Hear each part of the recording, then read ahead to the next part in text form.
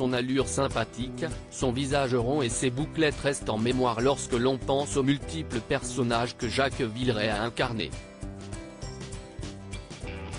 Une carrière qu'il a menée de front et qui lui a permis de faire partie des acteurs les plus populaires d'un pays qu'il a pleuré le 28 janvier 2005. Soit quelques jours avant son anniversaire, car il aurait dû fêter ses 54 ans le 6 février suivant si une hémorragie interne en rapport avec une maladie hépatique ne l'avait pas emporté. Quelques mois après sa disparition, son ex-femme Irina Tarasov a publié le livre Un jour tout ira bien, édition Flammarion, dans lequel elle revient sur son couple avec l'acteur. Un ouvrage qui a provoqué un tollé dans la famille de Jacques Villeray et sa sœur Ghislaine a souhaité remettre les pendules à l'heure. Irina Villeray s'est séparée de Jacques Villeray en 1998, soit après 2 décennies de vie commune durant lesquelles il a adopté son fils Alexandre. Après sa mort, elle a souhaité raconter sa vie avec cet artiste emblématique et l'a décrit comme un homme rongé par son passé, son père biologique ne l'a jamais reconnu, et par l'alcool. Sur le plateau de Thierry Ardisson en 2005, elle a affirmé qu'il lui avait dit qu'il n'était pas programmé pour vivre et que lorsqu'il buvait, il pouvait être très violent et avoir une double personnalité. Quelques semaines plus tard, la sœur du disparu a donné sa version des faits dans la même émission.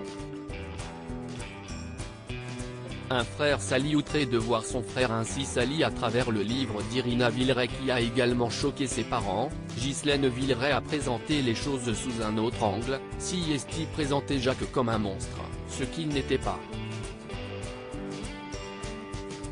Selon elle, il n'aurait jamais pu dire qu'il était programmé pour mourir, tant il avait des projets encore dans sa vie.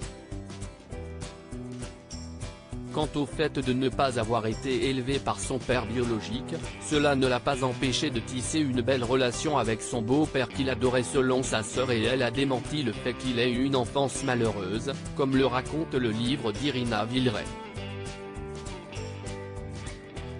L'alcoolisme de Jacques Villeray n'est pas contredit par sa sœur, mais pour elle, il n'a jamais été violent physiquement, même si elle a reconnu qu'il pouvait être verbalement agressif.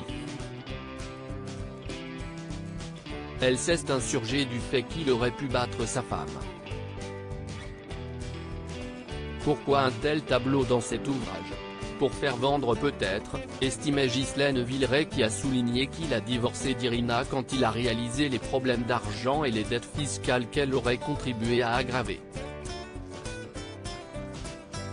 La soupe à l'héritage du héros du dîner de cons a été source de conflits, sa famille ayant été poussée à y renoncer en raison de dettes qu'il n'aurait pas épongées avant sa mort. Après des batailles juridiques, notamment contre un certain Amin Boufoura qui se disait alors demi-frère de Jacques Villeray, et vendait les prétendues toiles de l'acteur à d'autres, comme Nicolas Sarkozy, elle a pu reprendre la main sur la succession de son défunt frère. Sa dernière compagne, Séni, qu'il a rencontrée en 2002, n'a pas été mentionnée pour le testament. Elle n'était pas dans le cœur de la famille de l'acteur, cette dernière ayant refusé sa présence lors de l'enterrement.